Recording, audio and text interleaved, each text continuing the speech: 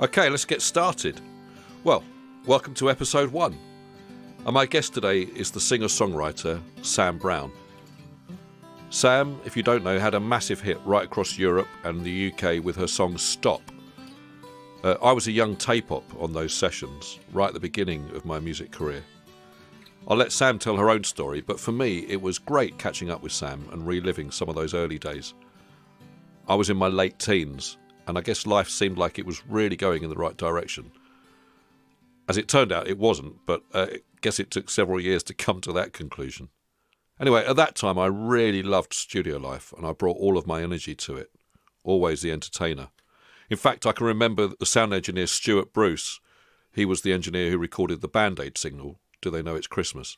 He remarked to my studio manager that I certainly made a lot of money for the studio, as I always had people laughing a lot. I think he was possibly saying I was a creative distraction, however. Anyway, a couple of things before we get started with the interview. First off, Sam met me at a time in my life when everyone called me Mog. Actually, it was a name given to me by my mum when I was 2 days old. I think she couldn't bear to call me Ugly Mug anymore. A long story, but it took me 6 weeks to get a name. Anyway, that name sort of disappeared for many years, but my big brother Simon resurrected it at school when I was about 14, and it stayed with me then for many years. Secondly, I must apologise for the sound quality of this interview, but Sam was in such a candid flow that to go back and re-record would have kind of missed the point.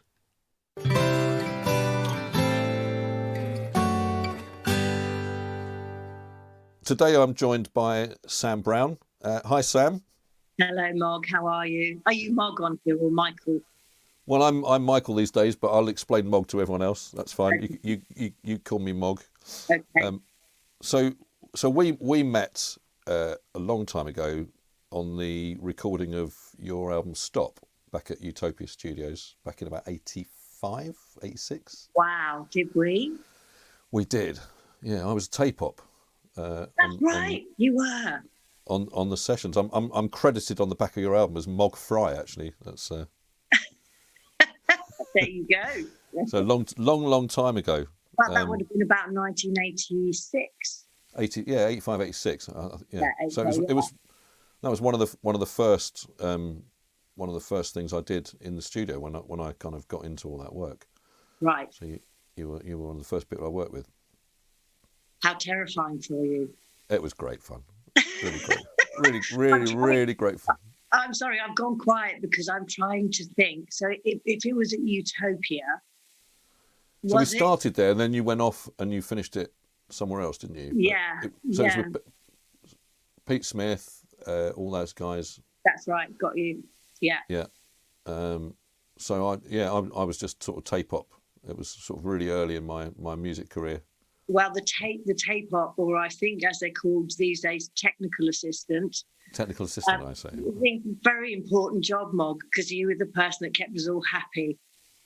I did a lot of dancing, as I remember, a lot of falling around. Which is great. Yeah, it was great fun. Great fun. I miss working in the studio. Sorry? I miss working in the studio. Yeah. You miss that?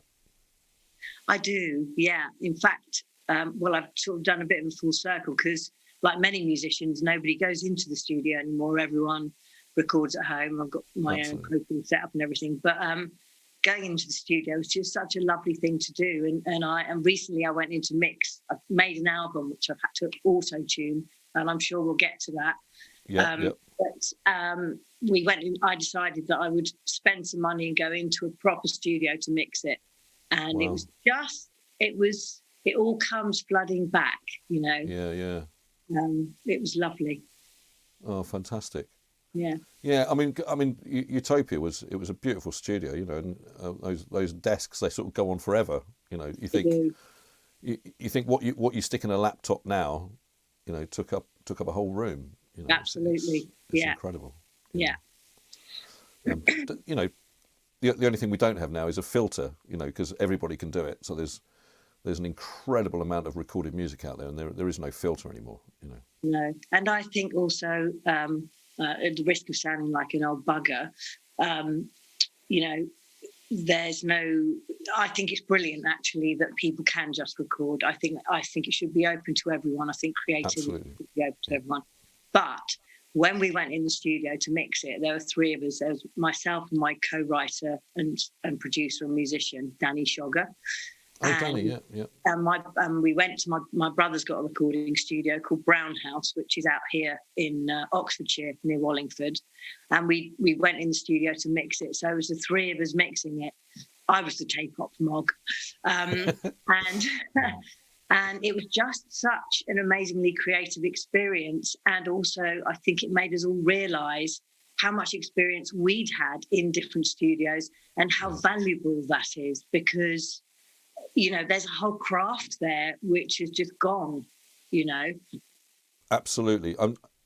Interesting, there was, I think it was Ken Scott came to do a talk at Chichester College, and we were chatting, and you know, I sort of brought up the question. I said, don't you think that anybody who goes in to do like you know, recording qualification these days should, before they ever get near any kind of digital piece of equipment, be given a 4-track tape recorder, 4-track port studio, and go and learn how it works, because that's how it all works. You know, it's that thing about taking a signal, recording it onto a piece of tape, and you know, the tape can be a hard drive, whatever it is. I mean, it's just a thing to store stuff. But just to understand that process and minimise it, you know, before you start going, oh, I can just put this plug in, that plug in, you know, it doesn't mean anything. No, although I suspect that, I mean, my son is a musician and he's really good with the computer. I think he's probably quite dyslexic. He's definitely the left side of the brain person. Yeah. And he takes to the computer really, really well, whereas I don't. But he grew up in a studio, so I think it is easier for him to understand that and to get it, you know. Yeah, absolutely.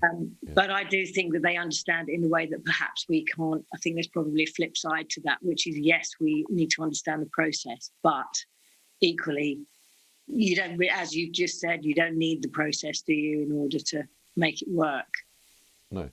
Well, it's the kind of thing that, you know, you suddenly something doesn't work one day, and if you haven't gone through all the, you know, the process working at then you don't know what went wrong. You can't unravel it. That's true. That is very true. You know, I never know what goes wrong. I'm like, did a hammer work with this situation? You know, or shall I throw my computer out of the window? Or, you know, is that going to work? Or the technique we used, which I don't know if you ever experienced, which was called, particularly with guitar and bass amps, the 1-inch drop. Which quite often, if something wasn't working, just shifted the dust enough for it inside for it to start working. Absolutely, yeah. I've never heard it called the 1-inch drop, but I know exactly what you mean.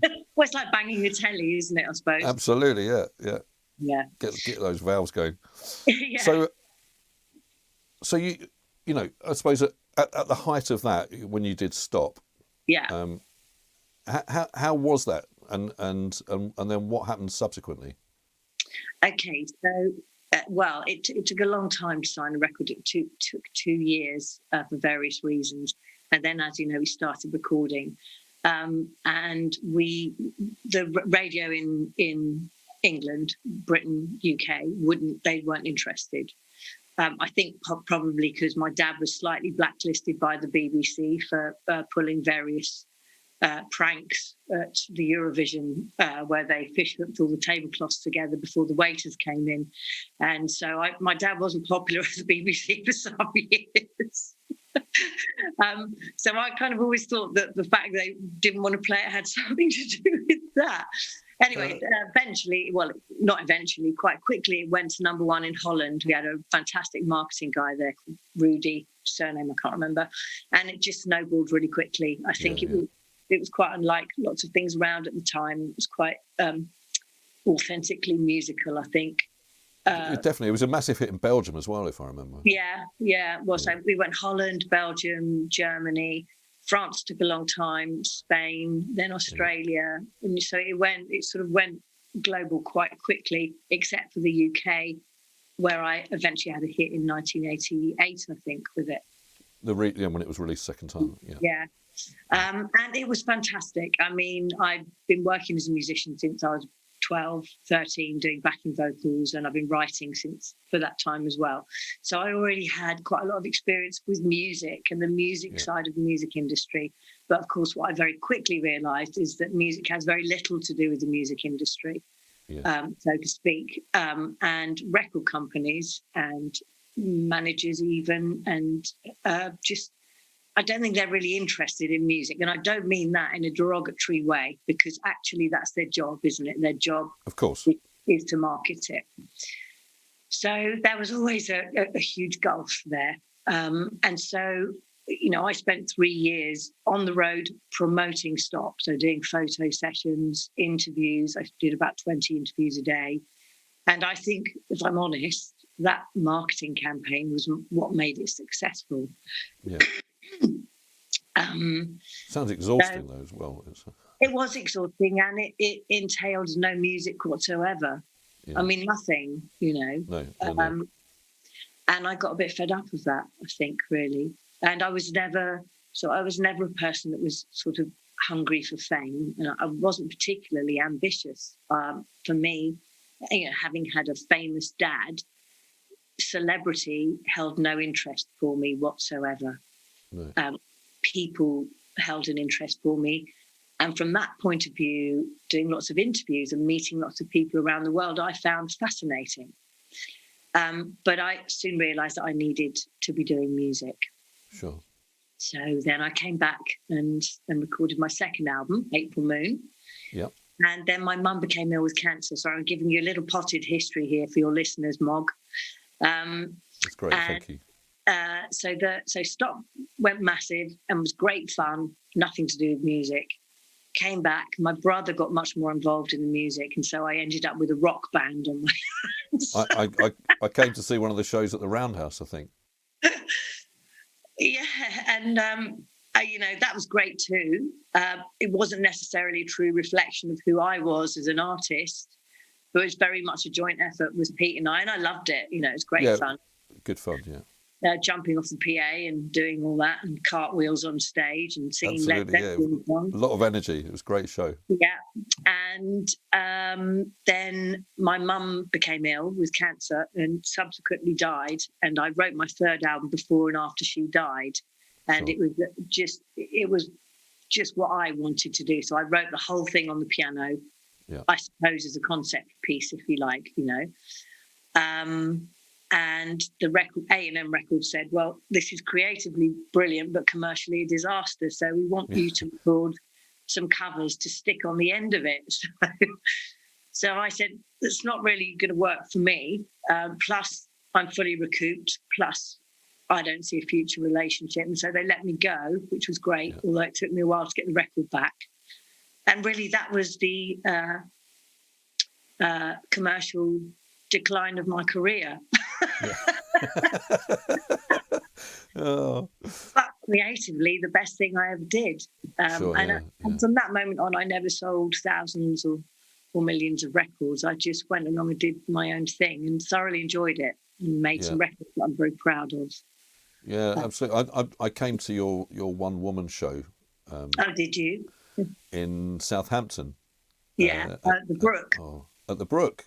And you got me up on stage with you and Phil, and I sang, I think, a semitone out of tune. Brilliant. What's that Phil's song? Time Bomb. Time Bomb, of course. Yeah. Yeah. Great song. Great song. Really, really great song. So yeah, it was a great show though, and I don't know, it was just that intimacy. With the piano and the ukulele, and it was just gorgeous, you know. And you've released that, haven't you? Yeah. So that is called Wednesday, the something of April. Yeah. And you can buy it online, and I think it's up being streamed. Although I've had a bit of trouble with all that stuff, but that is kind of ongoing. And yeah, I think it was quite a good show. So Pete and I mixed it fairly recently. It was 2004, the show that was recorded. And I really loved doing that, and I felt like it was that was me, really. It really came across because you were sort of really the chat was flowing, and you were really in the zone when I came to see you. It was a really great show. Oh, well, thank you. I enjoyed doing them. In those days, I did drink a bit too much, but I found that it did help on stage mostly. Sometimes not so good. No, but strangely, it didn't, the drinking never seemed to affect my singing, really, which was good, Yeah. So anyway, I did the one woman show in between the Jools Holland tours. So I sort of started working with Jools by then. And my marriage broke up and I had a bit of a breakdown and I moved back down south from Scotland because I was living and commuting from Scotland. And I kept working through the whole thing. I mean, we were doing a lot of gigs with Jools. And then in 2007, my voice just went.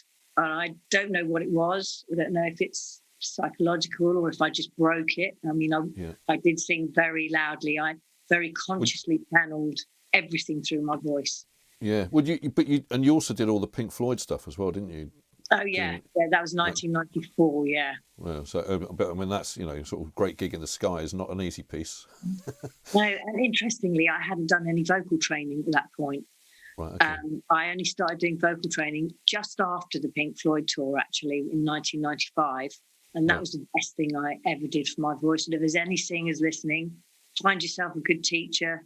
Absolutely. It's honestly after that, it was just amazing. I loved it. I could do 12 gigs in a row, no problem, and it was good thing. Yeah, great. So, but you never got to the bottom of what happened with your voice. No, still. No, I still haven't. And I've been to America. I've seen lots of different specialists and I've done lots of work on it. I've worked with different physiotherapists or voice coaches, whatever you want to call them. I've done speech therapy. I've done 2 courses of speech therapy. I've seen a therapist. I could still do some things, but I now don't do anything because it's very stressful. And every time you see someone new, I become very hopeful. And then, and it definitely helps. So doing voice training definitely helps my voice, and all the various therapies help. But the functional issue that I have trouble with, which is getting pitch and closure at the same time, still does not happen. Well, okay. So I go through periods, I sort of leave it and get on with my life, and then I come back to it for a while, and I guess that'll be ongoing. Yeah. I mean, because you're a passionate songwriter and you want to, get that stuff out. Well, yeah. In some ways. I didn't write anything until last year, lockdown. Wow, okay. And this is the new album? This is the new album, and I've written nothing up until that point, since 2000. Because my voice was so much a part of my writing. Of course. Like, it just didn't work for me. And I think also there's a level of depression that has come along with losing my voice. I mean, it's such a massive part of who I am. I can't. I mean, me as well. I mean, I run a lot of workshops. I'm always talking. I'm always singing. My voice is everything. And I was thinking about it, thinking if I lost my voice, who would I be? It's a massive sort of massive question. Yeah. Well, it's. I could talk about that for quite a long time, but it probably bore the shit out of your listeners. Well, maybe we can revisit it another time, maybe. But yeah. So you're singing on the new album. You were talking about auto tune. Okay, so basically, I don't know if I'm thinking that this is partly what you want to discuss in this podcast. Is obviously when I lost my voice, I lost my income. Yeah. I mean, I get royalties, but I've only had one hit record, really. I've done a lot of writing, so they're not, they're good.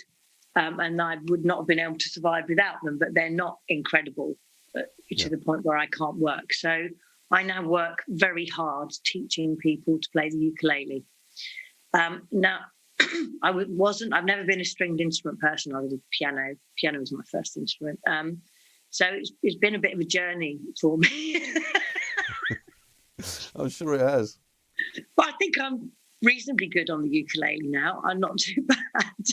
And it's it has been an amazing journey, but it is also and has been very difficult because I do have to use my voice because I'm dealing with people who haven't really done music before, certainly not to the degree that I have.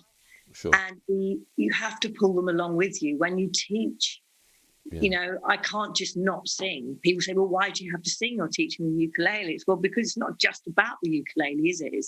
It's about the whole thing. Yeah. Absolutely. Yeah. No, that has been hard and is getting more difficult because my voice is probably getting worse.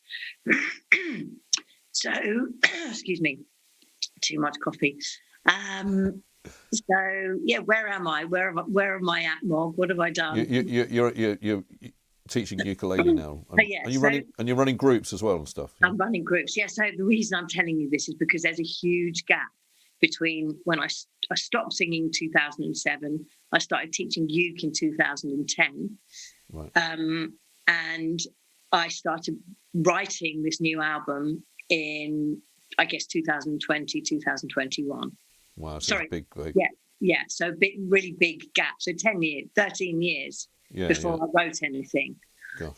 And so it's a very different thing. And it's all auto-tuned, the new album, and it's completely different type of music. It's a bit more kind of electronica pop kind of thing. Okay. There's no real instruments on it. Wow. And I've absolutely loved it. It's been great fun, really good fun. Sounds great. And is that going to be out? Is it out now? Yeah, that's going to be released. That will be released later this year. Yeah. Fantastic. So let us know, and I'll put all the links up for that when it's fantastic. Okay, that would be brilliant. That'd be great. Yeah. And I mean, how is it though? You know, bringing sort of music to other people. You know, I mean, because that's something I do all the time. I mean, I left commercial music and I just sort of mostly work in community music. Although I do have a single out today, actually, funny enough. But you do? Fantastic. Yeah. Great. I'll send you a link. Send you a link. Send it to me. Great. Yeah. So I spend most of my time kind of working with other people. Finding out how to get people musical. And making sure that music is for everybody, right? I mean, that's that accessibility thing and inclusion is what I'm really into. But so with the ukuleles, how I mean, have you found it? I mean, obviously, it's not your music, but to encourage other people. Well, it's been absolutely amazing. I've loved it. I've never really been. I don't think I've ever been a musical snob, and I think a lot of professional musicians are. Yeah. But to me, if someone wants to play something, they should be able to play it. If they're really out of tune and shit, then just get them in tune so that they're at least in tune and shit. And then try and get them to be in time, and then they're in tune, in time and shit. You're getting better, aren't you? Of course, absolutely. And it's always been completely inclusive of everybody. I've got to a point now where I don't teach. Really, I don't do any in-person absolute beginners classes because my experience is that if somebody hasn't really moved on within 3 to 6 months, they're probably not going to. Of course, because my classes they're for everyone and they are good fun. I mean, we have a cup of tea, bit of cake. In the evenings, we have a glass of wine together. It's a nice thing to come to. And of course, I've had a lot of older people who just like coming. And whilst they're lovely and I get paid, that's not what it is about for me. It's about the reward of seeing somebody really love playing music. It's incredible feeling. Yeah, it is, and so now I've got, I think there's 8 or 9 clubs a week. Fantastic, that's a lot. So in Dorset, busy. So in Dorset, I've got 2 clubs. One is about 20 people, and the other is about 14 people. And then in Oxfordshire, I've got 3 clubs. One is about 12 people, another is about between 28 and 35 people, and the other is about 30 to 40 people. Wow, big. And I have 3 online classes as well for your listeners in case anyone wants to come. Yeah, they're on a Thursday. Send me the links and I'll put them all up in the show notes so Yeah. people can come and find you. That'd be great. Okay. So so that's it. And I teach in London once a month with a lovely group who I've been teaching from the very early days, who now run their own group. Margot Buchanan is in that group, so she sort of helps them along as well. Margot, as in Margot the singer? Yeah. Oh, my word. Yeah. Your mum and Margot singing together, oh, my word, is the most stunning sound I've ever heard in my life. To be in the room with you three singing. Oh, I know. Those were the days. You know, if I ever got my voice back, I wouldn't be too bothered about doing my own stuff. I just want to sing with other people like Margot and Kate. You were so good at it. And it's, I think sometimes it's harder being a backing singer because you don't get time to warm up for a song. You just got to come in, you got to hit it. It's got to be exact, and then you're out. And it's such an incredible skill. And watching the three of you working together. Oh my God! I just loved it. I mean, what joy! What joy! Total joy, absolutely. Which is what music brings, right? It's such a joyful thing, Well, it does, and I think seeing, some people. Well, so my oldest club is now nearly 12 years old, and those people came, and most of them, you had sort of 3 or 4 blokes who played a bit of guitar, who kind of could work their way around a ukulele, But I get a lot of ladies in there. Slightly mature ladies, shall we say. Yeah. And there was one lady in particular, she very sadly died a couple of years ago, and her name was Pamela, and she was from Liverpool, and she was in her late 60s. And she talked like that, and she was like, oh, hello, Sam, Anyway, Pam, she never sung before. She was meticulous about her filing system. She had a shopping trolley because we've done nearly 400 songs in that club. And I said, Pam, would you like to sing a song? Because I could hear within the group she had a great voice.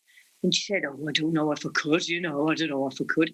Anyway, she became our star singer. She looked like a rather bigger sort of 70-year-old Uma Thurman in Pulp Fiction. She had sort of black hair with a fringe, and she always wore makeup, as these lovely Liverpudlian ladies do. And she was fantastic, and she used to do Back to Black.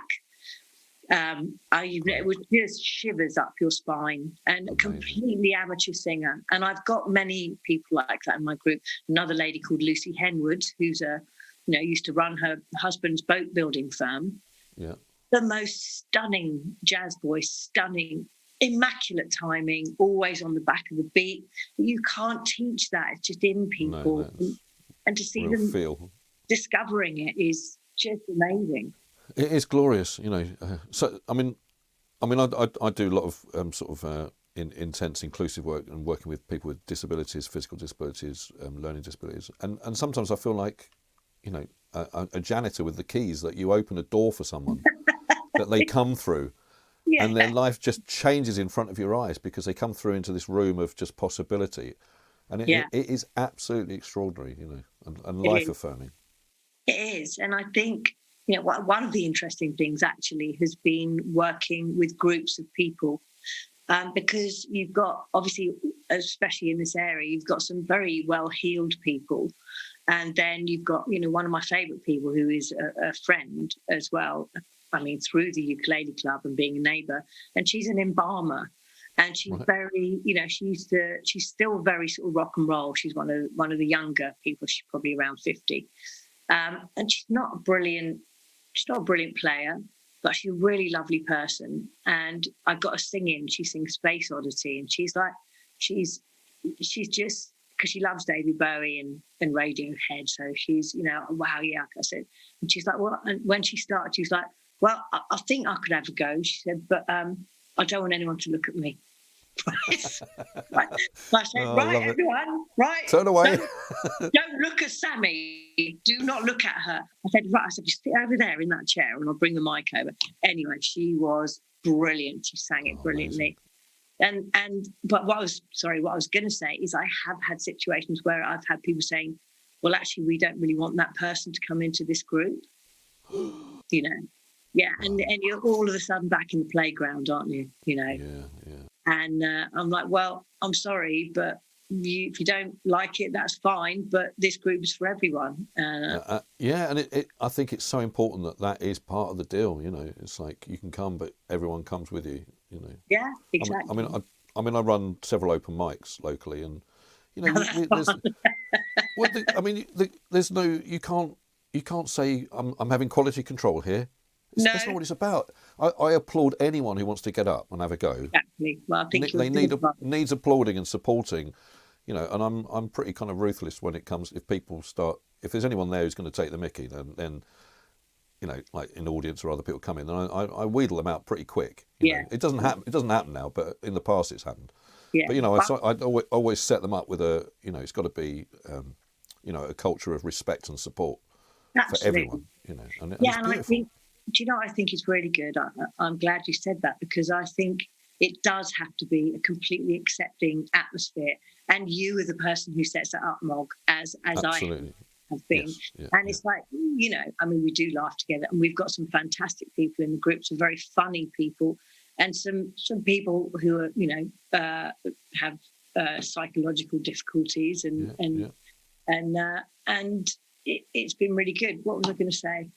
I've forgotten. Well, I think it's it's about holding space, isn't it? Holding space and making a safe space for people to come. Yeah. I think, sorry, go on. Music's just very good at holding space for people. You know. It is. You know. And in many ways. What I've seen is that for older people, for retired people they've worked all their lives at a normal job, which I don't know if you've ever tried doing a normal job, but I've got to say, I'm not very good at it. And I found it incredibly difficult, you know. Yeah, and so I have full respect for that. But what happens, I think, is people get very good at their profession. But when it comes to themselves, they're not very confident. You know, when it comes to aspects of themselves, certainly learning a new instrument, it's terrifying, you know, to get up there with other people. And so I think they really need that cushion of support, and they really need to be applauded, as you say, just for getting up there, you know. Absolutely. I can't agree more. It's really important stuff. So when's the album going to be out, do you think? Is that you're looking towards the end of the year? The audio's done. I've got a friend who's doing the photos, because we've come up with this quite odd idea for the photographs, which is me as an articulated Barbie. Oh, so this was my friend Ren's idea. His name's Ren Brocklehurst, and he is just the most amazing photographer. But it's all about the art for him. It's not. He doesn't even like charging, because I insist, obviously, but you know, he really is an artist with it. Fantastic. But as with all artists, you can't rush him. Perfection takes time, plainly. We're just waiting on a few photos, and also I need to set up all the things you need to set up these days, social media and all that. Yeah. Very exciting. It's called No.8. Fantastic. Well, look forward to hearing that. And the last thing is people that you know. Who can you recommend me to chat to next? Who would be really interesting to come on and chat with? Well, I think Margot would be an amazing person to chat with. Okay. Let's hook that up. We'll make that work. That'd be great. Yeah, she's fantastic. She's done loads of stuff. There are many.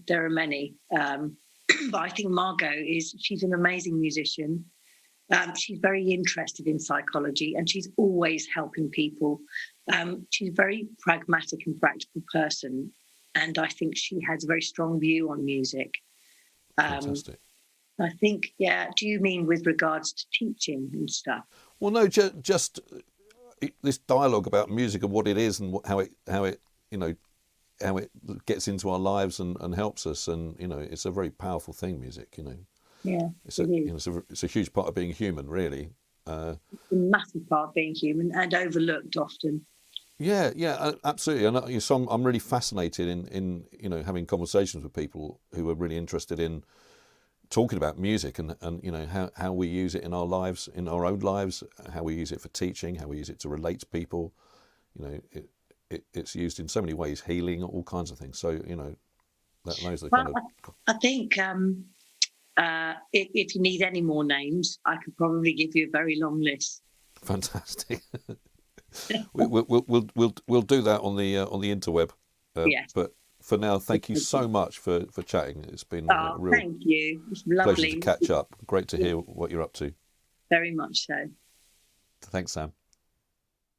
Well, that was the lovely Sam Brown, and we'll bring you news of her new album,